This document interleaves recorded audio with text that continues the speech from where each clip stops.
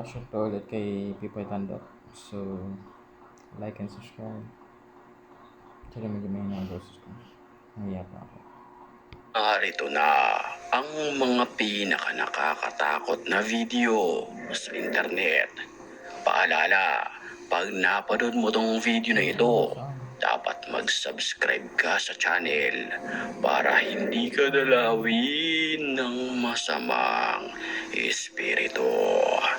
Kaya't kung ready ka na, ano pang hinihintay mo? Ready?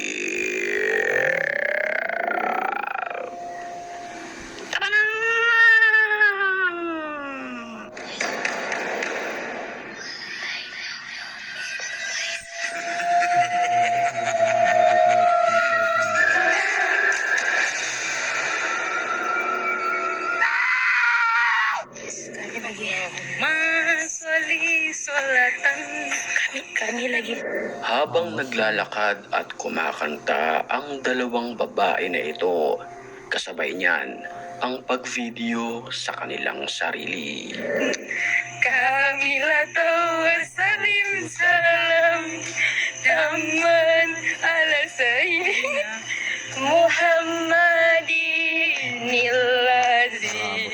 Subalit, ang masaya sanang pagkanta ng dalawa ay nabahiran ng nakakapangilabot na karanasan. Bihira ijo, watunalu bihiro ibu, wahusnul hawatini, wayustas kolhamani. Nang walang ano-ano'y, bigla na lamang sumulpot sa kanilang daraanan ang isang pochong kung tawagin. Ang pochong ay isang yumao na binalutan ng tela. Nagtakbuhan ang dalawa dahil sa sobrang takot.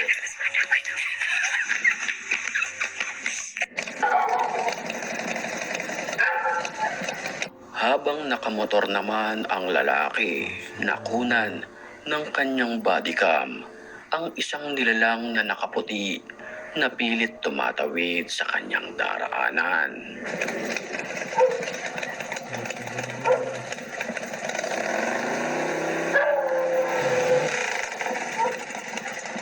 Maririnig ang aso na tinatahulan ito, senyales na hindi safe sa kanilang paningin. Nakakapangilabot naman ang naranasan ng lalaking nagvideo sa loob ng sementeryo.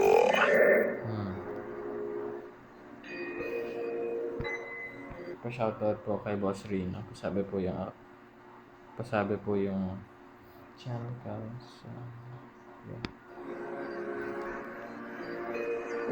Sa kanyang paglilibot, na-videohan niya ang isang animoy itim na nilalang. Sa curiosity ay pinuntahan niya ito.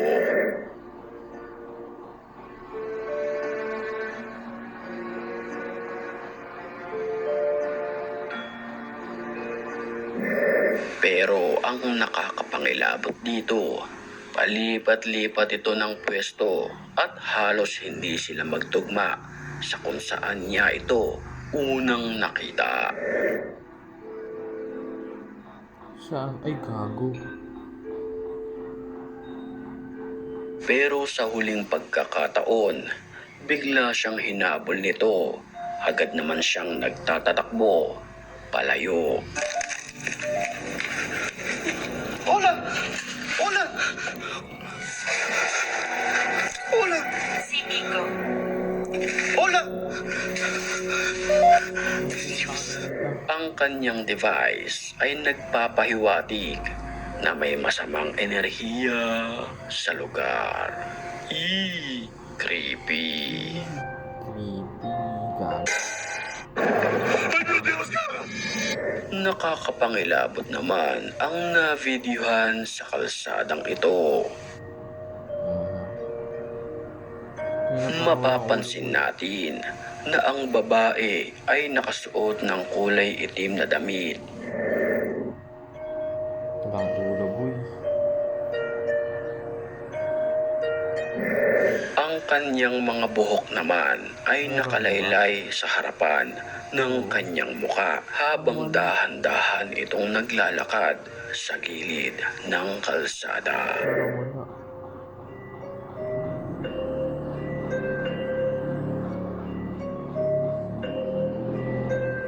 Bagamat takot na takot ang lalaki, binaba niya ito at sinilip gamit ang flashlight. Pero hindi niya ito naabutan sa kung saan niya unang nakita ang nilalang.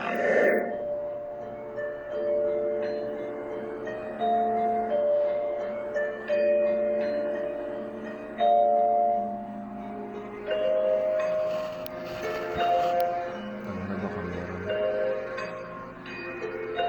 Ay, wala. Habang nagko-cover naman ng awitin ang lalaking ito, kasabay niyan ang pag-video sa kanyang sarili nang walang ano-ano'y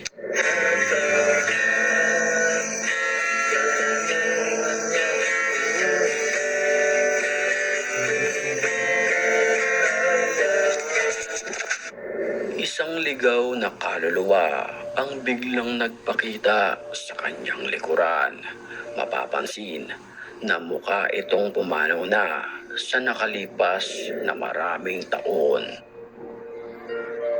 Kapansin-pansin din ang bilis ng kanyang paglaho.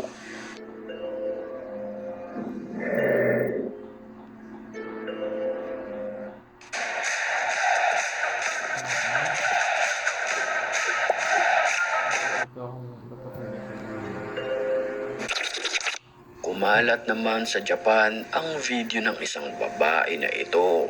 鏡に立っている男性の後ろ Habang kumakain ay nagve-video ang babaeng ito nang walang ano-ano'y.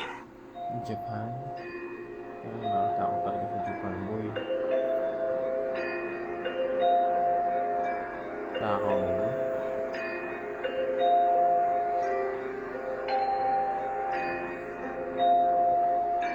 Asa? Ay, Isang animoy multo na nakatalikod at nakatayo sa sulok. Makikita na nakasuot ito ng kulay itim.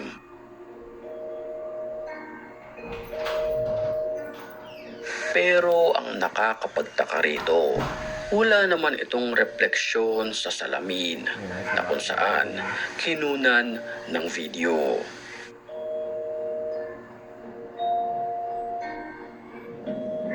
Hating gabi nang bumiyahe ang may-ari ng video, pero sa pagpasok sa parang tunnel ay may mga animoy nilalang na hindi maipaliwanag ang biglang humarang.